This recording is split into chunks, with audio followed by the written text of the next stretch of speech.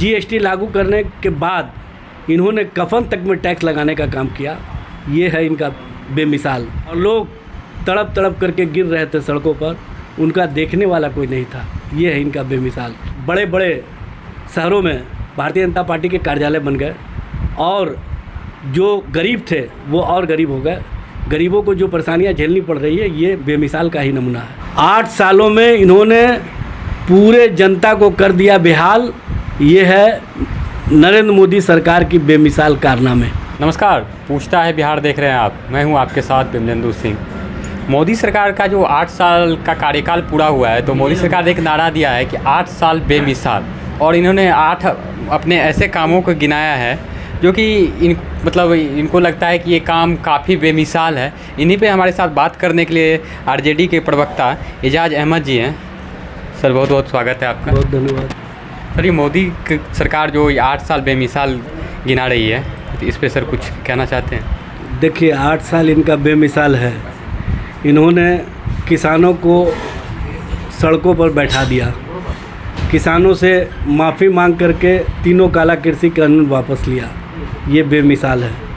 इन्होंने नोटबंदी कानून लागू किया और कहा कि इससे आतंकवाद का कमर टूट जाएगा, इससे जो माफिया हैं उनका कमर टूट जाएगा। लेकिन बड़े बड़े शहरों में भारतीय जनता पार्टी के कार्यालय बन गए और जो गरीब थे वो और गरीब हो गए। गरीबों को जो परेशानियां झेलनी पड़ रही है, ये बेमिसाल का ही नमूना है। जीएसटी के मामले में इन्होंने जब विपक्ष में थे तो कहते थे कि ये फालतू का चीज़ है। सत्ता में आने के बाद इन्होंने जीएसटी लागू किया। जीएसटी लागू करने के बाद इन्होंने कफन तक में टैक्स लगाने का काम किया। ये है इनका बेमिसाल। जब कोविड का कार्यकाल था, आपने देखा होगा सड़कों पर लोग पैदल चले आ रहे थे, बच्चे पैदल थे, बूढ़े पैदल थे, महिलाएं पैदल थी। उनके लिए कोई सवारी की व्यवस्था नहीं की और लोग तड़प तड़प करके गिर रहे थे सड़कों पर, उनका देखने वाला कोई नहीं था। ये है इनका बेमिसाल। जब कोविड कार्यकाल 2 शुरू हुआ तो गंगा जी में लाशें तैरती हुई नज़र आई। ये है सरकार का बेमिसाल। तो आपने जो सर सबसे बड़ी बात यह है कि जो कोविड कार्यकाल में मौतें हुई, उन आंकड़ों को छुपाने का काम किया। जो ऑक्सीजन की कमी थी, जो रेमडेसिविर दवा की कमी थी, ये है बेमिसाल इनकी सरकार। सबसे बड़ी बात यह है कि आज नौजवान सड़कों पर नौकरी के तलाश में दर दर भटक रहा है और सरकार के स्तर से नौकरी देने का कोई काम नहीं हो रहा है। ये है सरकार का बेमिसाल। 8 सालों में इन्होंने पूरे जनता को कर दिया बेहाल। ये है नरेंद्र मोदी सरकार की बेमिसाल कारनामे।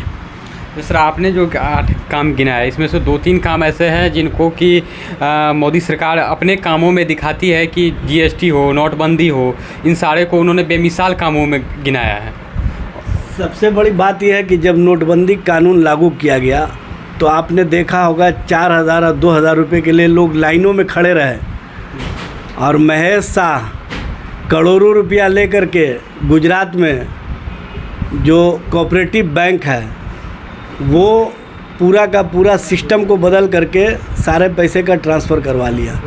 उस महेश शाह को पकड़ा भी गया, लेकिन अब महेश शाह कहाँ पता नहीं चल रहा।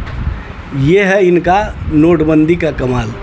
नोटबंदी में इन्होंने जितना भारतीय जनता पार्टी के कार्यालय के लिए ज़मीनें खरीदी देश भर में, उतना कभी नहीं किसी पार्टी ने ख़रीदा है। तो ये नोट कहाँ से आया? और नोटबंदी के समय में आपने देखा होगा कि इन लोगों का जो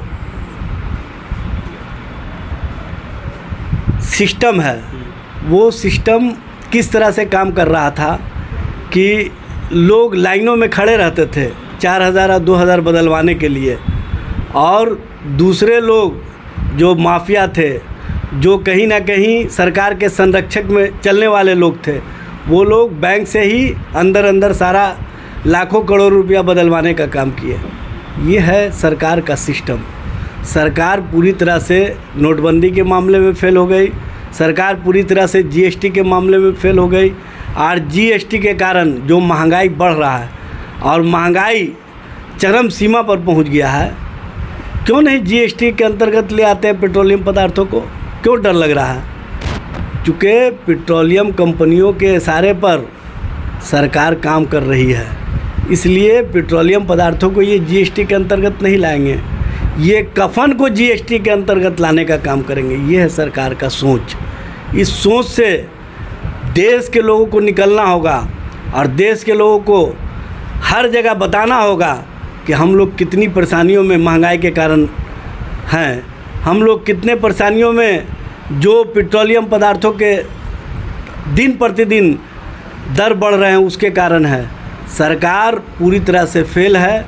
इस सरकार के बारे में कोई भी काम ऐसा नहीं है जो बेमिसाल कहा जाए। नौजवान को पकौड़ा तलने के लिए मजबूर कर दिया, नौजवान को सड़कों पर मरने के लिए मजबूर कर दिया, मज़दूरों को तिल कर मरने के लिए छोड़ दिया। आज 5 किलो गेहूं और 5 किलो चावल के लिए लोगों को मजबूर कर दिया गया है और अब तो उससे भी वापस लिया जा रहा है। झोला दे करके इन्होंने वोट हासिल कर लिया, भर भर झोला गरीबों से वोट लिया और अब उस गरीबों से उनका कार्ड वापस लिया जा रहा है। सरकार का यही कारनामा है, यही काम है। यदि आप मेरे इस वीडियो को यूट्यूब पे देख रहे हैं तो मेरे चैनल को सब्सक्राइब कर लें। यदि फेसबुक पेज पे देख रहे हैं तो पेज को लाइक और फॉलो कर लें। मिलते हैं अगले वीडियो में, तब तक के लिए धन्यवाद।